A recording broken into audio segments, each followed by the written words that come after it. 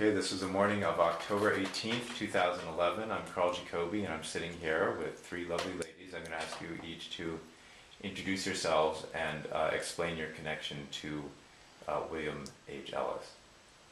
I'm Susie Moore Williams, and William H. Ellis was my mother's brother, my mother's uncle. So he is my great uncle. I'm Fanny Johnson Griffin, and my connection to William H. Ellis is that he was my great uncle on my mother's side. And I am Joan Moore Williams, and I am also these ladies' sister, and Uncle Willie was my mother's uncle, my great uncle. So one question I'd had was about the church, what church your family belonged to in either Victoria or San Antonio, and why they joined that particular church, if you know. I do know that, I don't know in Victoria, but I do know that they were Methodists. I don't know exactly the name of the church, but I also know that in San Antonio they belong to St. Paul's Methodist Church. Correct. Correct. And then, just for the record, the cemetery where Charles and Margaret were buried is in San Antonio? In San Antonio, and it's what they used to say, out on Fredericksburg Road, and I do think it was called the Fredericksburg Cemetery. Okay. At that time it was a long way out, but now I'm sure it isn't. No.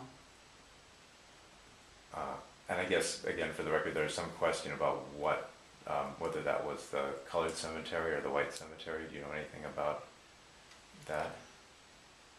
I'm not sure, but I think that some relatives ended up in the white cemetery and some ended up in the black cemetery. But I'm really not sure about Mary and Charles. And then, do you, what was Charles doing in San Antonio? Do you know? What'd you say? What was Charles doing in San Antonio? What kind of work? you Yeah. mean? I don't know that he was was he?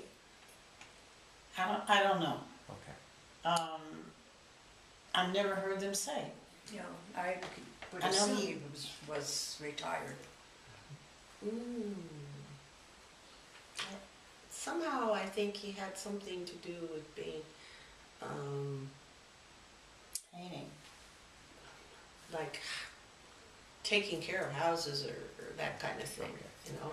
I'm not sure exactly how, but Like a carpenter? No. I don't know. Let me, maybe I can recall later on, Okay. but I'm not sure exactly. And then a lot of family members went to university in Tennessee, it seems like, that generation. William Ellis seems to have gone to university in Tennessee. And I was just wondering if you had any thoughts about what school that might have been and what he might have studied. I don't know anything about him going to university in Tennessee.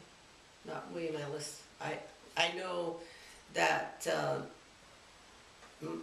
my mother's father went to the university in Tennessee, but I don't know about William Ellis. Well, I remember my grandmother Fanny talking about going to Tennessee Normal School, which became Tennessee State University. That I do know. That's where she went. Yeah, that's where Right, she right. went. That's where Fanny went. Yeah. Okay. And Avalonia. And They both studied home economics, and I think Fanny studied some type of nursing too. But Avalonia became a very proficient seamstress and taught sewing in the public schools in San Antonio.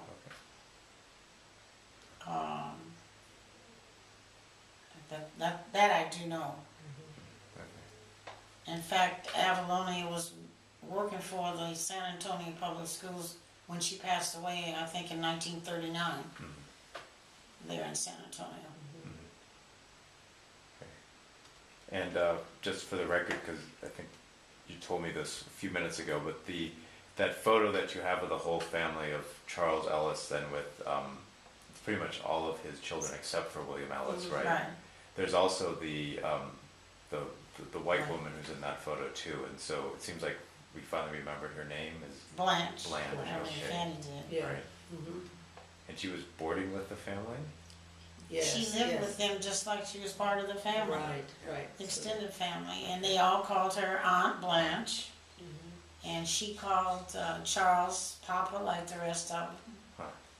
And she just wasn't a blood relative, but Right. how she got with them, I don't really know. Mhm. Because on your map of the San Antonio plots, acreage, land, parcels, she owned one, I Mhm. guess.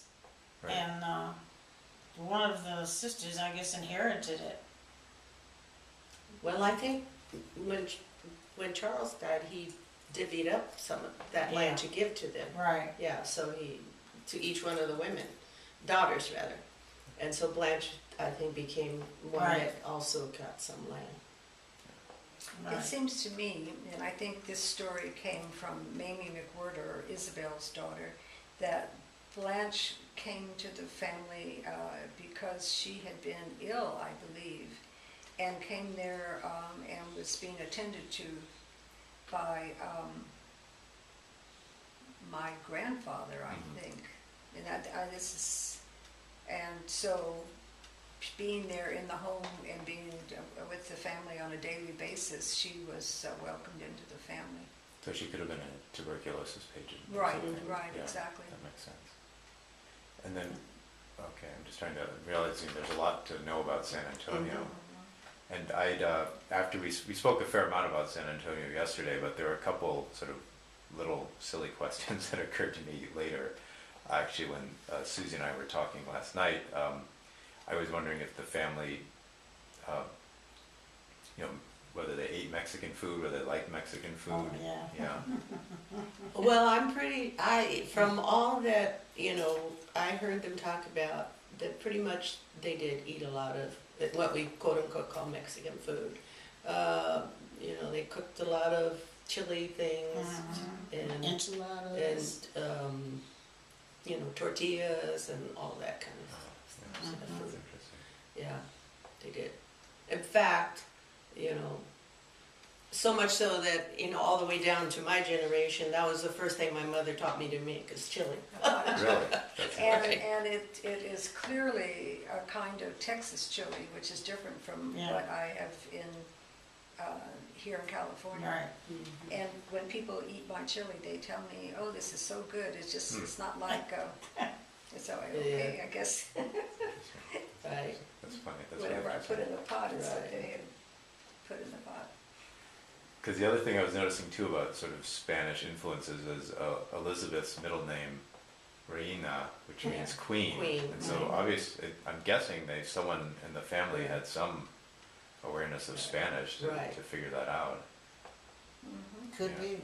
Well, I just think, being where it was in San Antonio, there was that sort of, overlap of Right. a lot of the But she was- Spanish language. And she was born in Victoria, which was very Spanish, Right. Right. Right. Latino. And that's Yeah. a very beautiful name, Elizabeth Reina. Yeah. uh, That's nice. Reina. Well, I think my great grandmother gave all of her girl children, female children, odd names. Different names, I should say. Fanny, Finny Fern, and my Isabella. grandmother, Elizabeth Snowbell, Elizabeth Raina Snowbell Ellis, and Avalone. I don't remember Avalonia's middle name now. Yeah, Avalonia. I was saw it, enough. but I don't remember Right. what it Right. was. Right. Interesting. And then I think I asked you.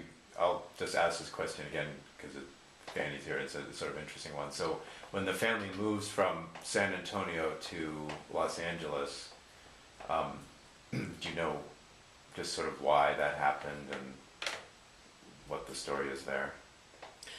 I think basically it started with my mother, who was young and newly married in around 1921.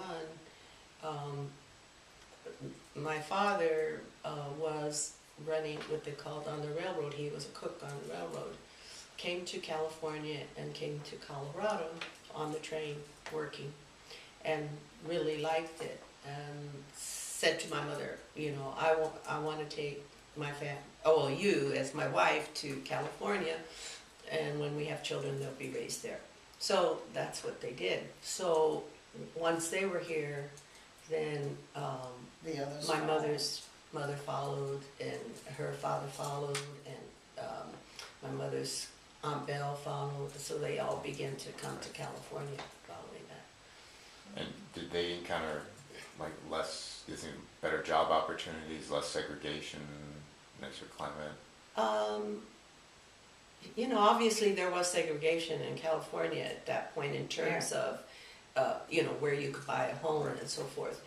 But on the other hand, my mother's father, Green Joseph Starnes, who was a doctor, he was able to establish a business, a profession in Los Angeles.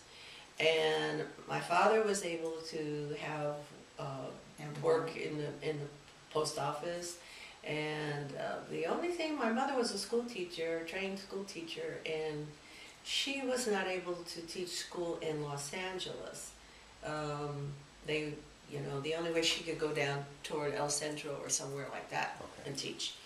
And so she didn't want to do that. But, you know, the community that they started out in was a very, you know, growing community of people immigrating into Los Angeles and, you know, finding jobs and making homes for families. So Part of the reason, though, that my mother wasn't able to obtain a teaching job within the city, my mother was crippled. No, that had nothing to do with it. I always heard that they had told her that she would have to go outside of the city because they felt it would be a distraction for her to, my mother walked with a crutch, and it would be a distraction. Now, whether that's true or not, I don't know, but I know for so many years, people with disabilities were turned away for whatever reason.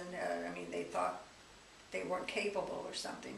So it makes sense to me that they would have, that she may have really been turned away for that reason.